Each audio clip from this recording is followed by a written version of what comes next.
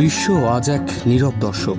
গাজার বুকে চলমান ইসরায়েলি আগ্রাসনের নির্মম চিত্র যেন মানবতার চোখে ছুরি চালিয়ে যাচ্ছে।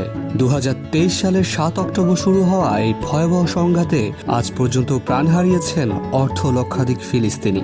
তাদের মধ্যে একটি বড় অংশ ছিল নিষ্পাপ শিশু ও নিরীহ নারী, যাদের অপরাধ শুধু একটি, তারা ছিল গাজার বাসিন্দা। এই নিদারুণ বাস্তবতায় কেঁদে উঠছে বাংলাদেশের ক্রীড়াঙ্গনও।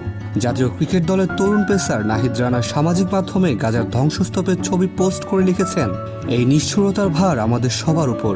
একদিন আমাদের সবাইকে ইতিহাসের কক্ষে দাঁড়াতে হবে। পবিত্র রমজানের মাঝামাঝি সময়ে গত 18 মার্চ যুদ্ধবিরতি ভেঙে ফের গাজায় আগ্রাসন চালায় দখলদার বাহিনী। প্রতিদিন গড়ে শতাধিক শিশুকে হত্যা করা হচ্ছে। 1 মাসেরও বেশি সময় ধরে সেখানে চলছে পূর্ণ অবরোধ। সেখানে বাতাসও এখন দম বন্ধ করা অবস্থা। গাজায় ইসরায়েলি বাহিনীর এমন বর্বরতা দেখে মন কাঁদছে জাতীয় ক্রিকেট দলের সাবেক অধিনায়ক মাহমুদুল্লাহ রিয়াদের। এক ফেসবুক পোস্টে গাজায় হামলার ছবি জুড়ে দিয়ে তিনি সাহায্য চেয়েছেন আল্লাহর কাছে। তিনি বলেন, হে আল্লাহ, দয়া করে সাহায্য করুন। হে কারিম, হে রহমানুর রহিম, দয়া করে সাহায্য করুন। হে আল্লাহ, আপনি আমাদের রক্ষাকর্তা, দয়া করে তাদের রক্ষা করুন, তাদেরকে বিজয় করুন, আমিন।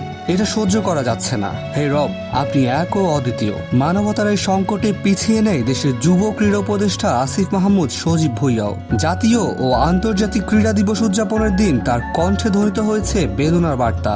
আজ আমরা যখন আনন্দে মাতোয়ারা, তখন আমাদের পৃথিবী দেখছে মানবতার কলঙ্কজনক দিন। গাজায় ইসরায়েলি বাহিনী যেভাবে লাশ উড়িয়ে দিয়েছে বোমার আঘাতে, তা দেখে হৃদয় কাঁদে। আমরা গাজার জনগণের প্রতি আমাদের সহমর্মিতা ও সমর্থন জানাতে চাই। সেই সঙ্গে আমরা চাই পৃথিবী থেকে সকল মানবতা বিরোধী কার্যক্রম চিরতরে বিলীন হয়ে যাক।